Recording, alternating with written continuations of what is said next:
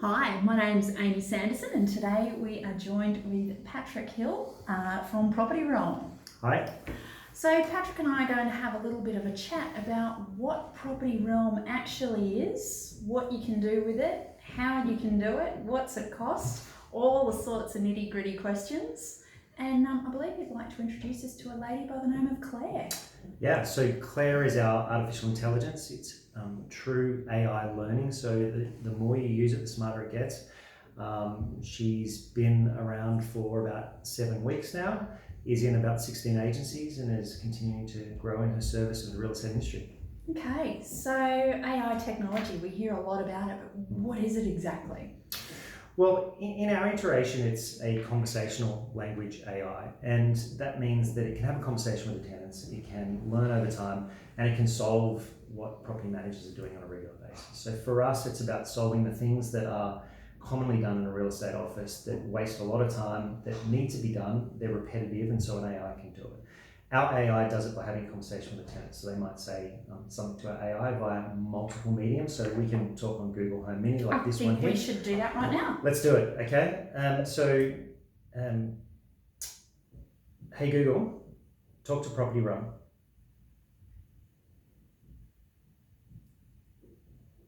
All right, here's Property Realm. Welcome to Property Realm. You're speaking with Claire. How can I help you? How much rent do I owe?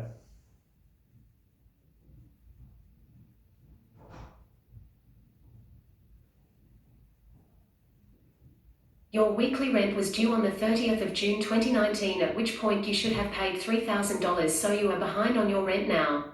Is there anything else I can help you with? When is my lease up?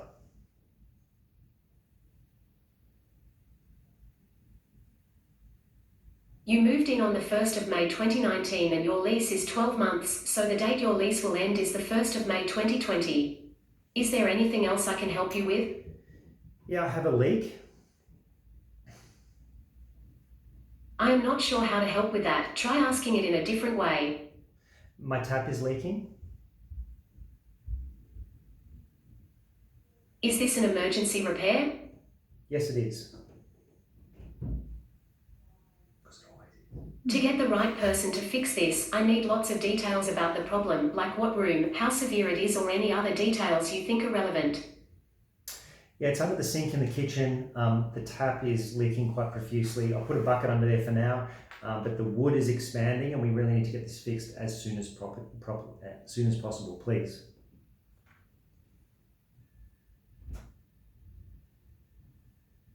Okay, I have escalated this to your property manager, Adam Smith, who will get right on this for you. Is there anything else I can help you with? Nope, that's it for now. Thank you. Is she going to say thank you? Okay, see you later. Don't forget you can ask me about things like renewing your lease. Bye for now. I love it. I love it. Right, so there's a tip of the day at the end. So I teach you different stuff, which you can put your different tips in for your tenants. It's really cool in the sense that not only does it work on this, and it works on your Google Assistant on your phone, but it also works on SMS and as of this week, email. Wow. So it'll scan an email inbox of all your property managers. It'll look for things to solve. It'll work with the property manager alongside them and will solve those issues for them. So that's everything from rental arrears to lease renewals to general inquiries around the property, but also around paying your rent, pay my rent for me, how much do I owe, how do I pay my rent, those kind of queries. And some of that maintenance flow as well. Some of that maintenance flow, it's not the whole part. So that maintenance flow there, what it did is it went back to the trust accounting software, it looked into it, found out who you were as a tenant, it found out who your supplier might have been in terms of fixing that issue. It created a job in the property management software automatically, it gave it over to the property manager, said, do you want to escalate this to the landlord, do you want to send it off to the plumber to fix it, or do you want to turn around and say this is not a valid repair and flick it back and say no, we're not going to do this. So they still come from control. So it's working alongside, it's automating the conversational workflow, but it's also automating a portion of the job required in that release. So each time we release, which is about every 2 weeks, we add new things. So the first release had 12 skills, it's now got 50 skills. Wow. So it's continuing. That's in about 7 weeks. So we're really, really quick in turning around new things. Okay, so what are the benefits to a property manager for this? Yeah, that's a great question. I think that for property managers themselves, it takes away the repetitive, monotonous. The things that are transactional that a property manager should be doing, really, we're trying to evolve that role into being customer-based, service adding, the things that really add value to both the tenant as a customer, but also the landlord, so they can spend time on really what drives the business. Those repetitive things really need to be automated. And one of the things that we notice is there's 5 generations of tenants by 2020. So they all want to communicate in completely different ways. You get your Gen Zs and they don't want to talk to a human being. They want to flick an SMS and just fix it for me. Back to retirees and they want to have a conversation, pick up the phone. But for a busy real estate agency that has really small margins in which to play with, they need a communication strategy, which means they can attend to their chosen type of communication, but nothing falls through the cracks. So it always has to go back to the property management software. It always has to be documented in case you go to the tribunal. There's a whole lot of things that need to happen, but it's hard to do in a real estate agency where you're strict on resources. It's hard to implement change. So this does it really easily. Okay, so talking about the small margins that we're playing with, time is also a big impact on that. Where's the time saving coming in?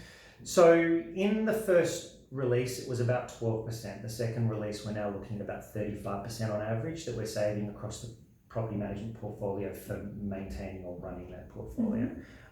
Now with email being released, we're expecting it to be something like 40 to 50%. And it depends a little bit on how much control or influence you have over the behavior of your tenants. That is, if you can encourage them to use this kind of technology through SMS, email, and Google Assistant, Google Home.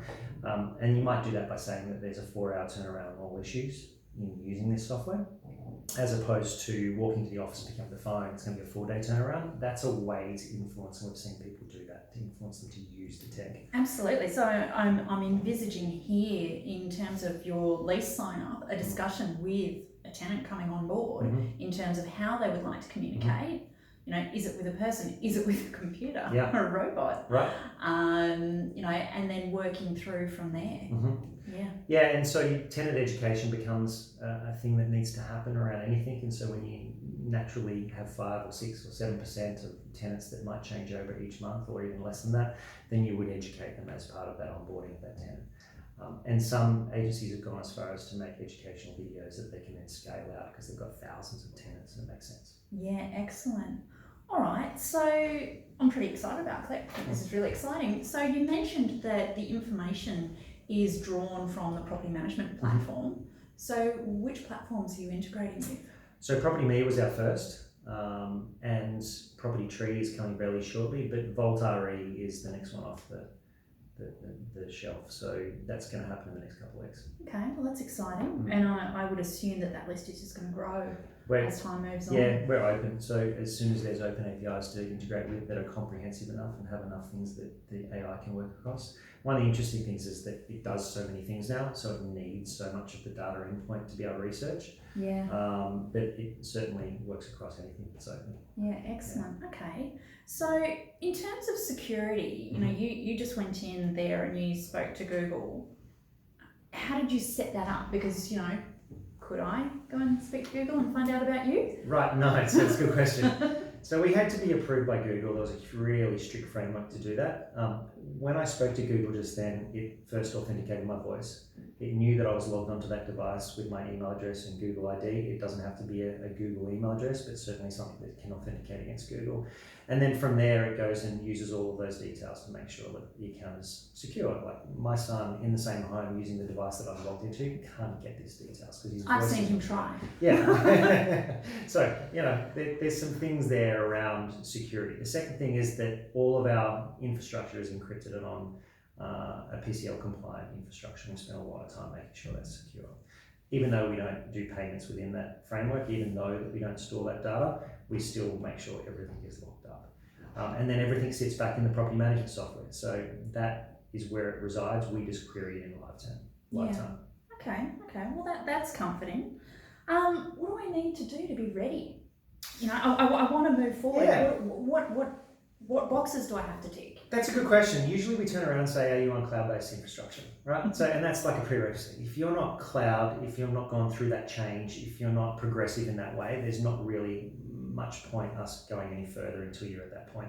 And that change management required to go to cloud is important because it kind of ticks a few boxes that you are in the right headspace, that your Yeah. team is progressive, and that kind of gives us the indicator that you're ready. In saying that, we are looking at a way in which we can talk to, say, rock and rest professional behind the closed server cupboard under the stairs. The veil. Yeah, that a lot of people are working under still, and we haven't really cracked that yet, but we're working on it. But I think that's one of the big questions is, are you progressive enough to be on cloud? And if so, what does that look like and which cloud platform? And so that's the first tick of the box. Other than that, because it works in live time, there's nothing that really the property management team has to do to make it work. It's fairly quick. It takes about 10 minutes to switch it on for an agency. It's really quick. 10 minutes. And Wow. if they change software, it takes 30 seconds to flip over. There's no actual changes for us except for pointing to a different API, putting a different username and password, and it still works in live That's time. awesome. So it's really That's quick. Awesome. So it doesn't restrict the agency. You know, you find a software package goes in, it's pain getting it in, it's pain getting it out. We didn't want that for our clients. Okay. All right. Well, let's just say I'm progressive and I'm on cloud software and I want to go ahead. Sure. What's that look like? Great. So you can either self-install, you can use one of our partners, or you can come directly to us and we'll support you through that. We book in a meeting, it takes half an hour in total, and then we'll support you over the next 4 weeks to make sure you're getting the most out of it and you're marketing it and you're educating and you're using all our templates for social media and email and all the rest of it. So that's that whole education piece as well. Yeah. So not only is it the implementation for the office staff, Right. it's how you get those owners and tenants on board. Right. Yeah. So that's part of it as well. Certainly email is going to make a big dent in that because the property managers point at their own inbox or in a group email inbox, and it just runs in the background, puts it into an Outbox if you want that, or if you want it to run solo, it can just run without any human interaction. The Outbox goes, this is the 15 things we're answering, are you happy with that? Okay. And at the moment we're talking to tenants. Mhm. Do you think in the future we'll be talking to owners as well? Landlords, investors, September.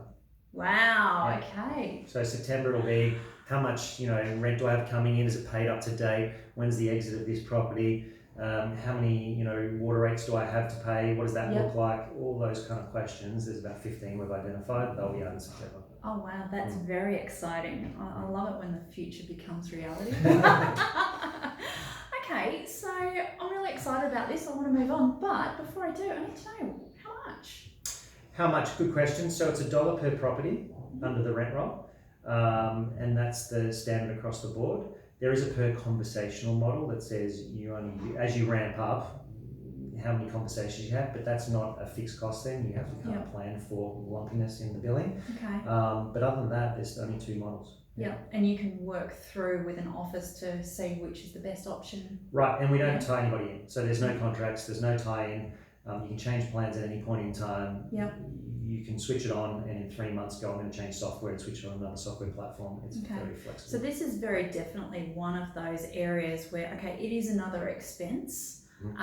But I look at this and I think, okay, it's great for the tenants, but from a business point of view and generating income, I sort of look and I think, well, that's a great conversation to have out in the marketplace with prospective clients about how easy we make it for tenants. So we are actually the agency of choice for tenants, and we know that vacancy is something that's a concern to you. So I have a user case on that exact thing. 25% increase in conversions for business development managers in using it as a differentiator in the marketplace. So they sit there, demo it in front of them and say, we do the best service out there. We have the most amount of service offerings and your tenants will be stickier because they've got this service in place. Excellent. 24 hours a day, 7 days a week, concierge service. I'd say on the other side of that, there's a user case that says, you will automate 25 to 35% of your total amount. So you just multiply that against how many full-time employees you have doing property And that was maintenance. going to be my next point, is it's the money coming in from the additional business that we can gain, but Right. then we've also got to have a look at the efficiency and the time saving and what did that equate to dollar-wise. Right. I'll go back years ago when I was looking at going paperless, and back then it was really expensive to do it, and so I actually did a time log, and I calculated how often my team members were getting up and moving from their chair to the printer to the filing cabinet and walking around the office shuffling paper around. And then by calculating that out, I looked at their hourly wages and thought, you know what, this paperless thing, it's going to be worth the money because I'll get that back in time. Right. And there's the onflow cost as well. You don't think about it when it comes to this tech. So how does it change cultures? How does it make it easier for tenants to not be adversarial and butting heads because they're getting information when they want, how they want, and so then the culture changes, the shift that happens around that because they're happier, more satisfied. You have less attrition of staff, less training costs, less movement, those monotonous things that make them get sick of their job. They go out the window, they can do smarter things, they can work with human beings, they can do great things that connect with human beings. So those things then are the on-flow costs of running a busy team that has attrition in your stuff. I've got goosebumps. Right. I love it. All right, so where do I sign? How do I get started? Great. So on our website, propertyrealm.com.au, there is a page in there. You can just sign up directly from there. You can self-onboard if you like. It's a 4-step process, really easy. Or you can set up an appointment, which is on there as well. Books in directly with our team, and we just get you going within half an hour. So that's really easy as well. Fantastic. And you'll be there if I get stuck at any point? 100%. Our support team's there ready to help. Fantastic. Good questions. Brilliant, Patrick. Thank you so much for joining us today. You're very It's welcome. been really, really informative. And I'm really excited about what the future's bringing. Interestingly though, if you talk about the future, there is one other thing that I think you should know about. Within the next month, there's going to be a third-party supplier switch on that engages with each of the workflows. So think about move-out connection services. You'll be able to switch on your connection services provider, and within there, the AI will make sure 100% compliance about connecting to the tenant when they're moving out or when they want to go somewhere else. So workflows are being connected, and you're getting a better cut of the total amount as a result. Fantastic. You know we're going to have more of a chat about that offline. Brilliant. Well, thanks for joining us today, Patrick. That's been really informative and really exciting. You're welcome. Thanks for having me. Thank you. Cheers. Thank you.